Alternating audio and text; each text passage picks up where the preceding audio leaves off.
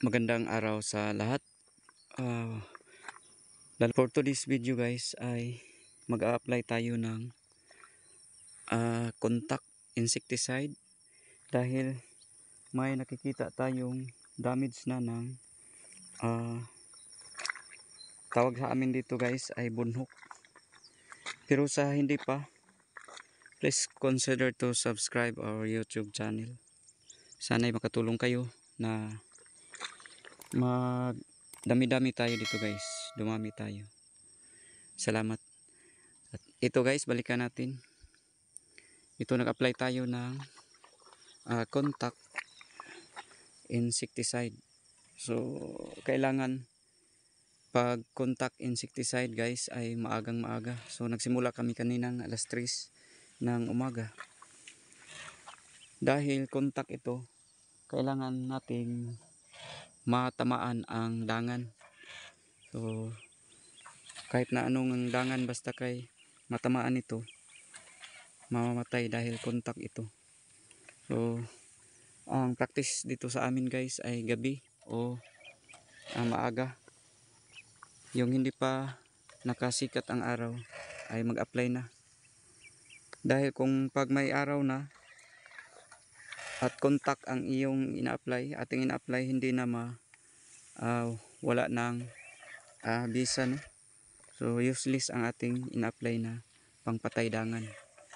Kaya ang suggestion natin ay kailangan yung madilim pa, wala pang araw. So nag-apply tayo dahil pag hindi tayo mag-apply, hindi natin maagapan ang damage ng ating palay, damage ng tawag sa amin bunhok. Ito guys, ito. So maraming namamatay na dahon, no? So namamatay na ang mga dahon sa ilalim, meaning may umatake na bunhok. Kaya nag-apply tayo. Kung hindi ito maagapan guys, ay maninilaw ang palay. Parang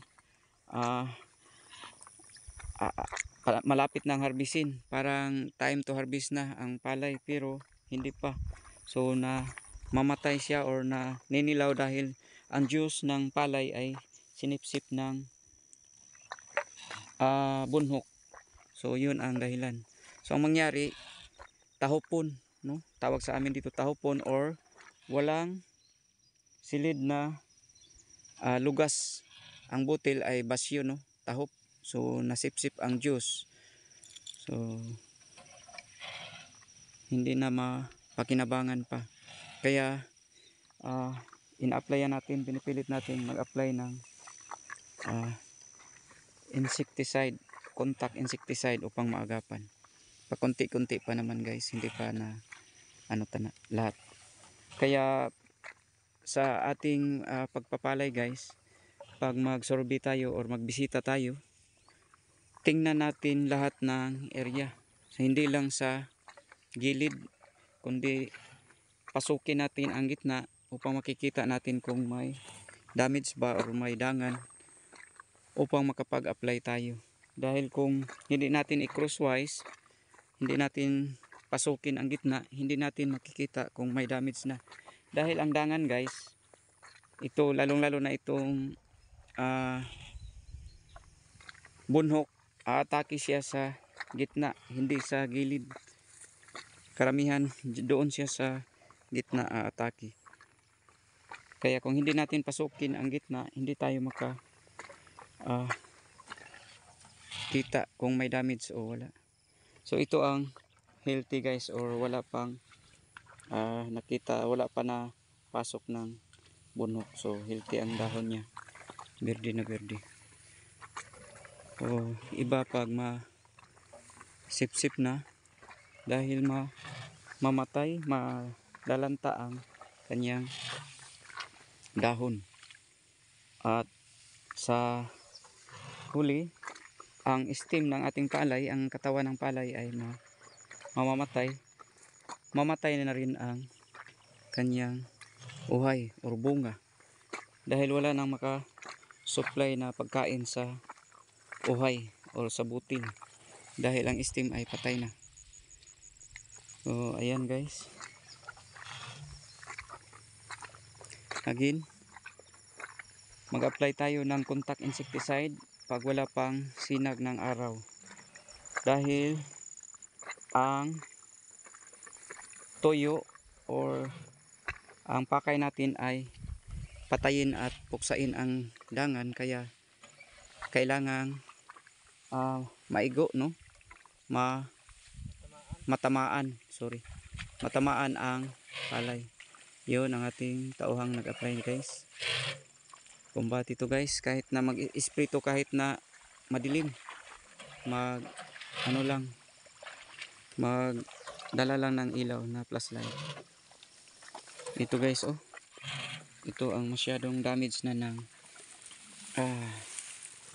ito ang grabe na nga damage ng bunhok. So ayan, so wala sanang piyangaw guys, pero kaso may nag-aatake na ibang dangan, yung bunhok. Hindi tayo na pasukan ng piyangaw, pero ang bunhok ang umaatake sa ating palayan. Pero pasalamat pa rin tayo sa Diyos guys, kahit na may bunhok, dahil maagapan pa to. Madali lang patayin ang bunhok guys, kahit anong contact insecticide ang i-apply mo, depende sa iyo, no?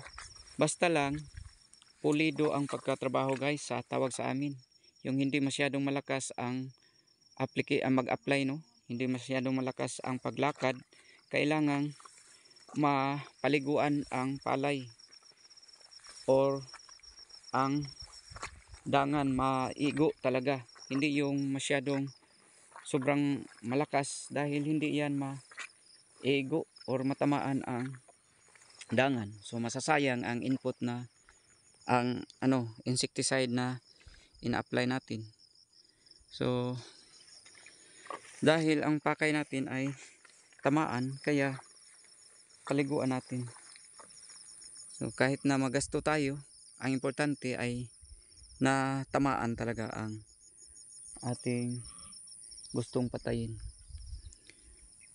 So yun na po guys, lugdang na siya kung tawag sa amin guys. Ayan, so lugdang na, nagsimula nang tawag sa amin dito guys, lugdang or magduko na, meaning may gatas-gatas na, may sulod na ang dito guys. So meaning may ayan guys, oh, matigas-tigas na ito, matigas na. So may silid na ang kanyang butil. Lapit-lapit na to guys. Pasalamat tayo sa Panginoon na binigyan tayo ng grasya, dahil sa kanya nagsimula ang lahat. So hanggang sa pagsikap lang tayo. Kung hindi tayo pagbigyan ng Panginoon, wala tayong magagawa. Kaway-kaway! Hi guys, magandang umaga. Okay, yun lang po guys. Maraming salamat po sa patuloy niyong panonood sa aming vlog. Ito po'y patungkol sa pagsasaka, lalong-lalo na sa palay. Sana ay may natutunan kayo dito sa aming pamaagi kung sa Bisaya, or aming idea or pamamaraan sa pagpapalayan. Yun lang po. Maraming salamat po. God bless sa lahat. Happy farming.